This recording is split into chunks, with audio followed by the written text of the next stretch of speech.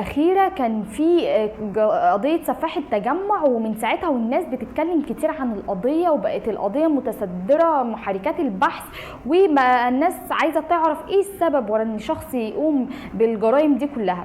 والكلام والتحليل في القضيه دي بالذات خلتنا ان احنا نسترجع اهم القضايا اللي هزت المصريين في الشارع المصري خلال السنين اللي فاتت. قضيه رايا وسكينه، وهم من اشهر السفاحين في مصر اللي اشتهروا بان هم كانوا بيستدرجوا السيدات ويقتلوهم عشان يسرقوا الذهب بتاعهم، وده طبعا بمعاونه حسب الله زوج رايا وعبد العال زوج سكينه. وطبعا هم كانوا في الوقت ده سببوا حاله من الذعر في مدينه الاسكندريه في الفتره ما بين 1919 و 1920، وطبعا اتحكم عليهم بالاعدام هم واعوانهم اللي اشتركوا في الجريمه. تعتبر رايا وسكينه هي اول حكم اعدام بحق السيدات في تاريخ مصر الحديثه. ونيجي لتاني قضيه، وهي قضيه او جريمه بني مزار، اللي هو اللغز اللي مستمر لحد دلوقتي، من ابشع واغرب الجرائم اللي تمت لحد الان. جريمه بني مزار في صعيد مصر محافظه المنيا عام 2005، واللي بتقول عن شخص قام بقتل 10 اشخاص من 3 عائلات مختلفه، قتلهم وقطع الاعضاء التناسليه بتاعتهم سواء بقى رجال او نساء او اطفال.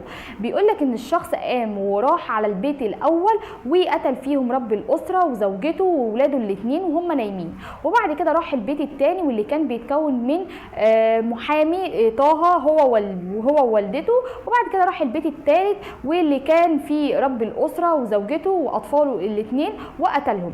وناس كتير بقت مستغربه ان ازاي الشخص يقوم بقتل كل دول او 10 اشخاص في 2.5 ساعة بس. طبعا انتشرت شائعات كتير في الفتره دي ان القاتل عثر على مقبره اسفل القريه، وان هو فشل ان هو يفتحها فاستعان بجن هو اللي طلب منه الافعال الغريبه دي كلها في ان هو يقتل ويقطع الاعضاء التناسليه، ولكن دي بتظل شائعات لحد دلوقتي. في تناقض غريب جدا ما بين ان الشخص اعترف بان هو اللي قام بالمذبحه دي بسبب ان هو بيعاني من اضطراب نفسي معين، وما بين تقرير الطب النفسي اللي بيأكد سلامه قواه العقليه، وان هو مفيش شخص يقدر ان هو يقوم بقتل 10 اشخاص خلال 2.5 ساعة بس. ونيجي لتالت جريمة، وهي جريمة الجيزة أو سفاح الجيزة والإسكندرية، ودي برضو من أبشع الجرائم. قذافي فراج عبد العاطي واللي قتل 4 أشخاص، وكانت أول جريمة ليه هو قتل صديقه المقرب رضا محمد، وده قتله عشان يستولى على ثروته أو ممتلكاته اللي عملها خلال 20 سنة وهو كان شغال بالخارج.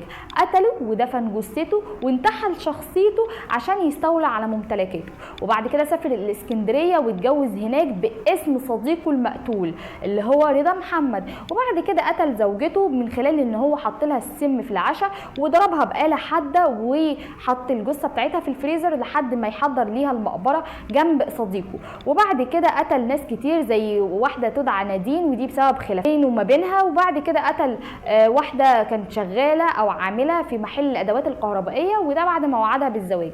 وطبعا من خلال ان هو كان بيقتل كان بينتحل شخصيات ضحاياه، وده عشان يكسب فلوس بطريقه غير مشروعه. ونيجي لرابع جريمه، وهي جريمه الرحاب، ودي بتحكي ان الشخص قتل خطيب بنته بمساعده بنته اللي هي خطيبه المجني عليه، وطبعا ده بسبب ان هو اكتشف ان حماه متورط في تزوير بطاقه تحقيق شخصيه عشان يهرب من حكم قضائي صادر بالسجن بحقه.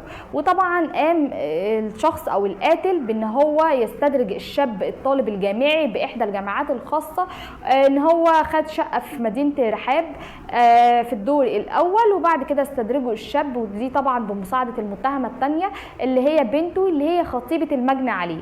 وبعد كده استدرجوه للشقه وقتلوه واخدوا الجثه دفنوها في حفره تحت حوض المطبخ، كانوا مجهزينها قبليها وعاملين حسابهم، وحطوا فوق الجثه اسمنت عشان يمنعوا اي روايح تظهر او ان اي حد يكتشف الجريمه. خامس قضيه وابشع قضيه، وان شاب قام بقتل صديقه في الشارع في وسط النهار قدام الناس وفصل راسه عن جسمه، وده بسبب ان هو كان بيقول ان هو اعتدى على اخته ووالدته. طبعا الشخص ده بيحكي قدام النيابه ان هو كان شغال مع اخوه المجني عليه في محل للاساس، وده طبعا قبل ما يدخل المصحه لعلاج الادمان. وبعد ما خرج من المصحه بيقول ان انا لقيت ان صديقي اعتدى على اختي ووالدتي، عايز ان هو ينتقم لشرف اعترفوا امام الجميع، فقام قتله وسط المره، وده بعد ما بعض من الناس كانوا بيحاولوا ان هم يبعدوه عن الضحيه، ولكن قتله فصل راسه عن جسمه واخد راسه وبقى ماشي بيها وسط الناس. ودي كان 5 قضايا على مر التاريخ وهزت المصريين والشارع المصري.